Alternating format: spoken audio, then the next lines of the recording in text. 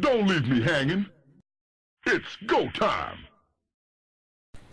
Hey everybody, this is Josh, and I'm bringing you this game as part of the Intel Extreme Masters being played for Gamescom 2010 over in Cologne, Germany. This is a live StarCraft 2 tournament, and the players today are Duckload Raw, better known as White Raw. He was loaned to Duckload to play in individual tournaments, and here he is as Duckload Raw. He is the red Protoss up here on the top of Metalopolis, and his opponent today is Liquid TLO, better known as the Little One. And this is the first game of their best of three in group play. I already know the results, but I actually have not seen these games, and I'm basically just casting them all for anyone who didn't get a chance to see them cast live. Some of the games I'm casting actually were not cast at all by ESL TV, so this will be the first time for a lot of us seeing those games. But Liquid TLO getting his very normal start, getting that supply depot right next to his mineral line. White Raw, very normal pylon first, since really there's not many other options except for gas first or nexus first. But scouting already, getting this probe down here to the left position, not going to find anything. It looks like if he follows the normal path, he will just take a stop at this watchtower and eventually find TLO down here at the bottom. TLO not going to be scouting just yet, building a barracks at his ramp instead. So White Raw will be the first one to discover his opponent. Both these players, of course, have played each other many, many times, very recently in some show matches, and TLO actually has been getting the better of White Raw recently in those show matches, but I think White Raw actually has the better record overall between these two players. White Raw does hail from the Ukraine, and the Little One is a German player, so he probably feels right at home there in Cologne, Germany. So not much else going on. The probe of White Raw actually does get into the mineral line and gets a peek around at the most standard Terran build order in the world. So if White Raw wasn't expecting this, then he knows better too now, because TLO's a big fan of the standard Terran build. He's probably relieved though, because it means that the Little One is not using this opportunity to try and cheese White Raw. In live tournaments like this, players will actually debut new strategies very often so that they can catch their opponents by surprise. So White Raw actually might be relieved to see that orbital command come at a very normal time. And TLO does arrive finally over in White Raw's base. He's going to be able to check out everything himself. He has not seen the Cybernetics core just yet, but if he does his normal sweep, he will see it. There you go. You did see that blue cursor over the Cybernetics core. So both players actually probably relieved that these builds seem very, very normal, and they can continue doing their very normal strategies. And a pylon coming down here, it's great for spotting incoming attacks if they happen to come through this avenue, and it's also good for warping in units a little more quickly in that situation where you might need that.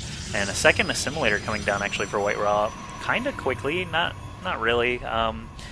Basically, this just gives him a few more options, lets him access a robo facility and a Stargate a little more quickly. And White Raw, we know, loves Void Rays. They've been called White Rays in the past, or Void Raws.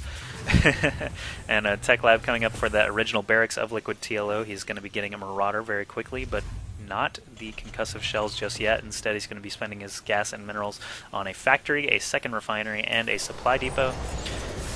Looks like he is going to be getting a Hellion very quickly again.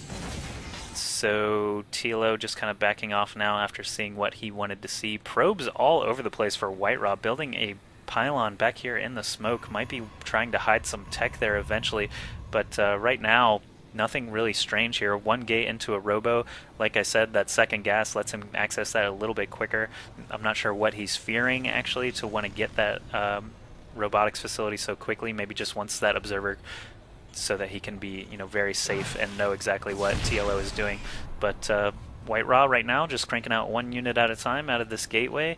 Warp gate research is almost done. He is tacking on two more gateways now, one nearly about halfway and one just starting. So he will be up to 3-gate robo.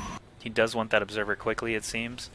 But Starport rather, coming in for Liquid TLO after getting just a couple of Hellions and actually supply blocking himself. So this next Hellion and whatever bio unit he builds next will be a little bit delayed. He actually does use the supply drop just to get that Hellion out a little quicker. Starport now flipping over onto this tech lab, so might be building some Banshees here in the near future. He's trying to sneak in with a Hellion here to see what he can see, and he did spot 3 gateways and a robotics facility. don't think he saw that Nexus go down or that pylon, so that could still be a little bit of a surprise to him, but I don't think he'll be too shocked to discover it in the near future.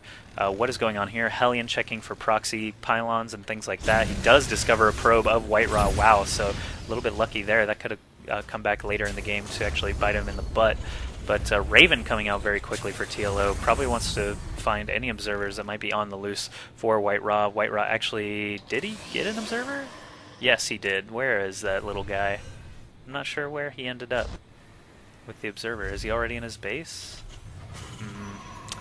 How about this? Oh, here it is, right here, over as natural. Not sure what it's doing there, but okay.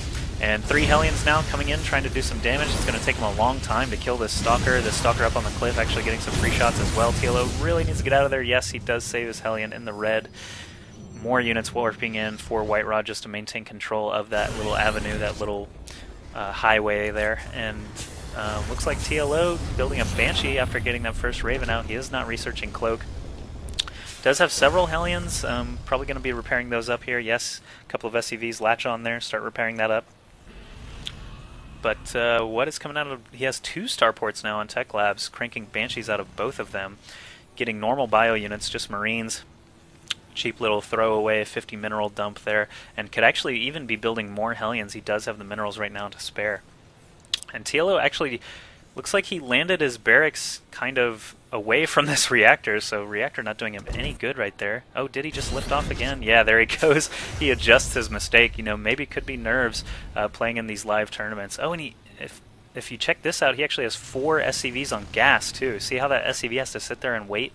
And you can actually see 3 at a time? Yeah, he's got 4 SCVs on gas and missed his reactors. So TLO actually showing some nerves for the first time I think I've ever seen him show nerves. And he's now actually moving out with quite a few Marines, Marauders, Hellions.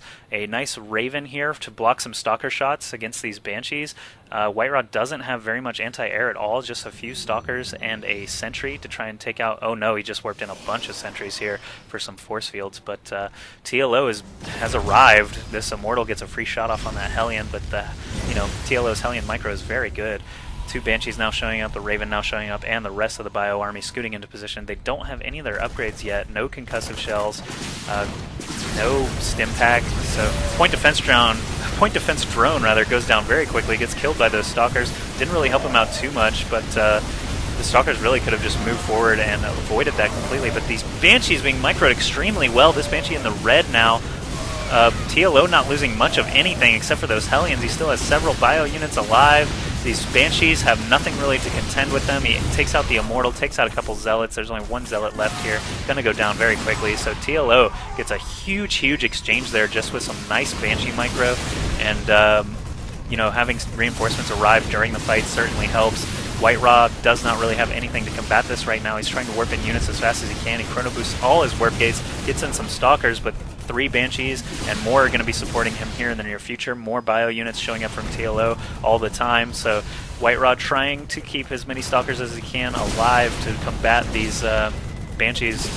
TLO actually drops an auto turret here to help those ground forces stay alive. Another Banshee shows up for TLO, so that puts him up to 4 Banshees.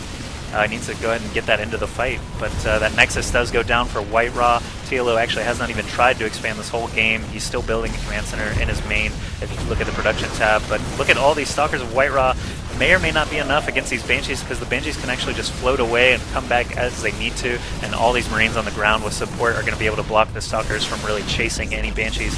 So this huge force, all these Banshees and Marines putting out tons of damage against the very few Stalkers that Whiterot has. Whiterot's money is piling up now, but he does not have enough production structures to keep up with this assault, and Whiterot does GG. So excellent game by TLO, well played by both guys, but TLO had a very good unit combination there and some nice micro to keep those Banshees alive.